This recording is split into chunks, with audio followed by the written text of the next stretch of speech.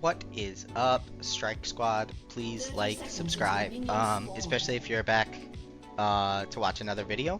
A lot of people have actually been tuning into a lot of the videos, but they're not subscribed. So subscribe if you like the content. Become a member of the Strike Squad. Alright, so today what we're going to talk about is something that is pretty important in my opinion.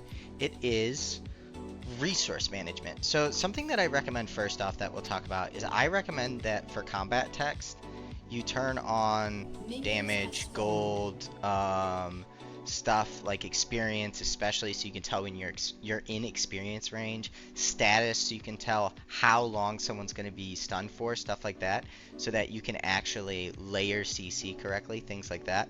And then within your health and resources bar, I think that it is important to show spell costs. Here it is. This is specifically what you want, and the reason why I think that this is really important. So down on the bottom here, you can see as I click and unclick this, I know exactly how much it costs now every single time it levels up. Also, if I hit shift, I can see the scaling on the ability. But the reason that we're talking about this when we talk about resource management is specifically if I'm here and I'm using spells and I'm just firing them out, right? And I'm going to take cooldowns off just so that we can do this a little bit quicker. Alright, so I'm firing things, So right now, I'm looking at the game state, and I have to ask myself, okay, I've got 180 mana. Do I have enough for a full combo? 75, 30, that's 135, and then 30. So I need 170, give or take, right, for an EWQ, right? So if I was in this instance, I'm like, EW, I don't have enough for Q, right? Now, it's important to have this kind of stuff turned on because if you're in a game, and it has happened to everybody, me included, where you're looking at an enemy and you're like, oh, they're totally in execute range. All I have to do is ult in and I'll just E them, but you don't have enough mana. And you don't know you don't have enough mana because you don't know at a quick glance what your costs are. Now, I know that's quick math, and it may take a second, but you can always walk back in lane and be safe for a second or two while you do the math in your head. And then once you know that you have enough to do the combo you're trying to execute, then you can, you know, do it, etc. I do realize now that this is actually an ally dummy, so let me spawn an enemy dummy. That's funny. And we're just going to auto refresh that real quick.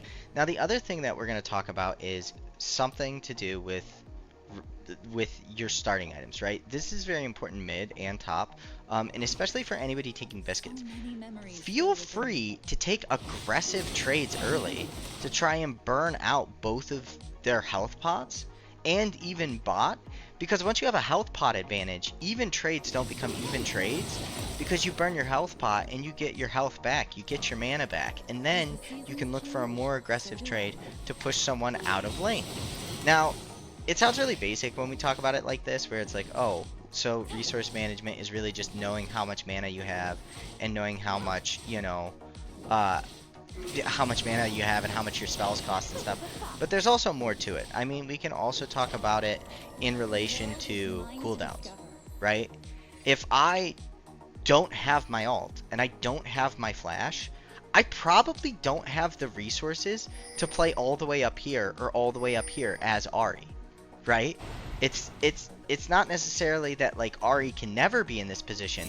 It's just if we have the resources to be in that position. This also applies to things like wards, right?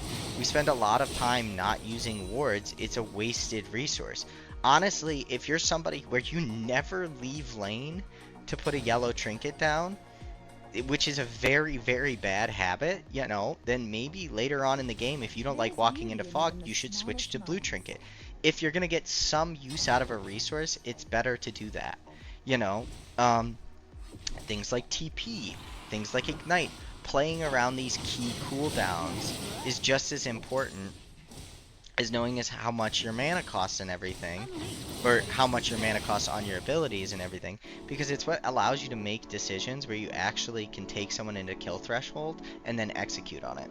This is a really simple concept, and I know that I'm not explaining it like at length here, in every nuanced way, but it's more so just kind of a reminder that like you should start tracking your resources, health included. So it's like if I have a bunch of mana and I have no health and I'm playing GP top, I'm gonna use my W. I'll heal myself, right? Because I can afford to take the mana down so that I can stay alive and stay in lane and catch XP. Something else that I will show you very quickly here is exactly what I was talking about earlier.